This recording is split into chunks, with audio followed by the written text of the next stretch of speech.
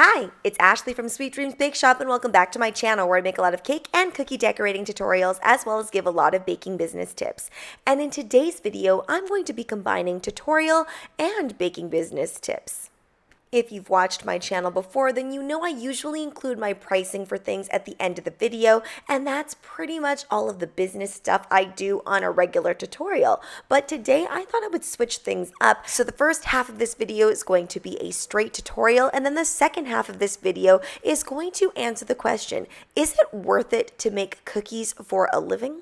Let's start with the basics first. I'm using my classic sugar cookie dough recipe for all of the cookies today, and I just cut them all out into circles. Now I placed all of these cookies into little cute pizza boxes. I'll put those down in the description box below if you want to grab some yourself. So I actually had to use a particular sized circle, but if you are not going to be boxing these in those pizza boxes, you can go ahead and use whatever circle type you'd like.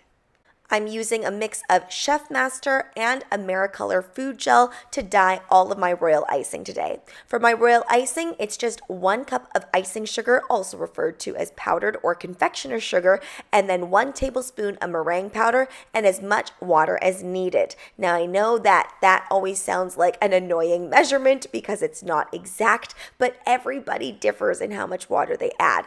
If you want to know how to get the perfect pipe and flood consistency, which is the exact same consistency I'm using throughout the entire tutorial today, go ahead and check out this video in the right-hand corner. And finally, for this tutorial, you're going to need to use a paintbrush that you only use for edible things, and you're also going to need tipless piping bags or piping bags fitted with a number 2 tip.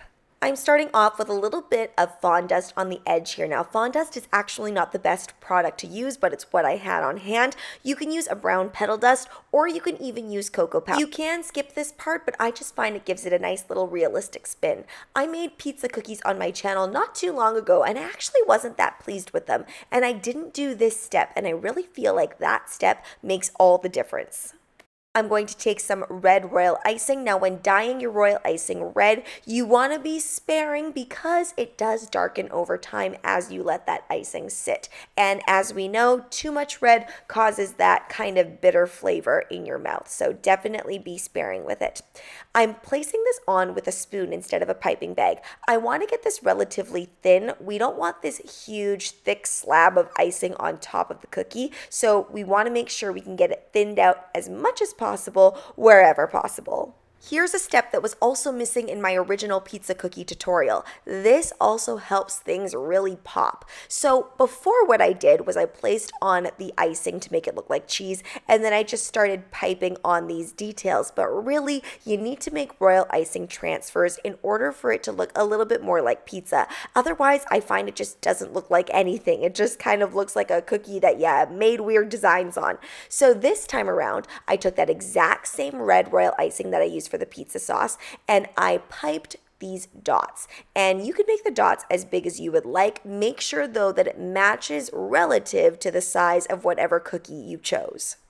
I'm pretty quick with piping, so I was able to pipe out a lot of these dots before doing the wet on wet technique. But if you're a little bit slower, definitely just do a few of the pepperonis at a time before adding the white dots. If you wait too long, then those white dots are going to end up on the surface of the pepperoni, and we want it to be inlay. Because we're using pipe and flood consistency, which is just a little bit loose, we want to cut that tip really, really small so that not too much of that white comes out. That way you can also control how much you're putting on there more easily. Next up, we have our green peppers. It took me a little while to decide what shape of pepper I wanted. Originally, I started out where it had kind of the ring intact.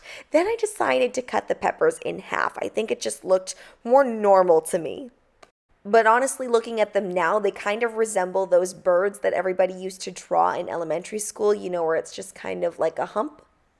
When making these royal icing transfers, it's really important that you pipe it onto something that is non-stick. My first choice is actually a Silpat or any other non-stick mat, but I did not have those because I was very, very busy baking a lot of things on this day, so they were not available to me. Parchment is just as good. I just find that sometimes it can get crinkled, especially when the icing transfers are small like this.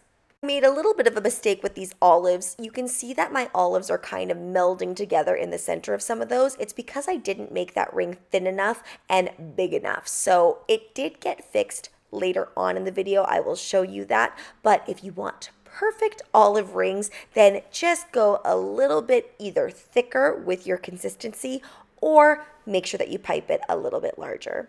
I always find that black is one of those icing colors that just causes the consistency of your royal icing to be a little bit different because there's a lot of pigment in there. I popped those in the oven at 175 degrees Fahrenheit so they could dehydrate. They're ready once you can actually peel them off without anything sticking in. It should be very, very easy for them to peel off. Mine took about 15 minutes in the oven. To create the look of this cheese, what I did was I just put a little tinge of yellow and brown into the white icing, just so that it wasn't a pure white. And then for the fun part, I got to place on all of those yummy ingredients on the top. And it's really great to kind of place them haphazardly.